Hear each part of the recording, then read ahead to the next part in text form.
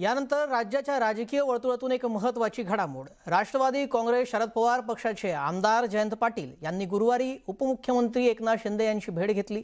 मंगळवारी जयंत पाटील यांनी मुख्यमंत्री देवेंद्र फडणवीसांची भेट घेतली होती आणि त्याच पाठोपाठ आता जयंत पाटील एकनाथ शिंदे यांच्या भेटीला गेल्यानं पुन्हा एकदा राजकीय वर्तुळात घडामोडींना वेग आल्याचं दिसतंय। जयंत पाटील यांनी शिंदेंच्या नंदनवन निवासस्थानी जात ही भेट घेतली आहे। यावेळी आमदार जितेंद्र आव्हाड हे देखील सोबतीला होते।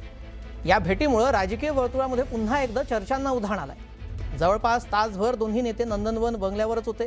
दरम्यान ही नगरविकास खात्यातील आणि काही वैयक्तिक कामासंदर्भात एकनाथ शिंदे यांची भेट घेतल्याची माहिती वरिष्ठ सूत्रांनी दिली आहे। तसेच ईश्वरपूरमधील नगराध्यक्षांच्या अपात्रतेसंदर्भातही चर्चा झाल्याची माहिती सूत्रांकडून मिळते।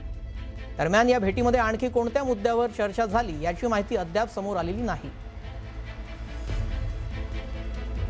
भाजप नेत्या नवनीत राणा यांनी पत्रकार परिषदेतून उद्धव ठाकरेंवर जोरदार टीका केली आहे। उद्धव ठाकरे रामरक्षा नाही तर पक्ष रक्षा करत आहेत असा आरोप त्यांनी केला।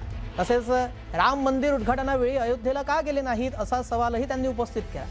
बाळासाहेब ठाकरे यांच्या विचारांपासून दूर गेल्यानंतरच उद्धव ठाकरेंना रामरक्षेची आठवण झाली असा दावा राणांनी केला। राज ठाकरे आणि उद्धव ठाकरे यांनी एकत्र बसण्याची गरज असल्याचंही त्या म्हणाल्या।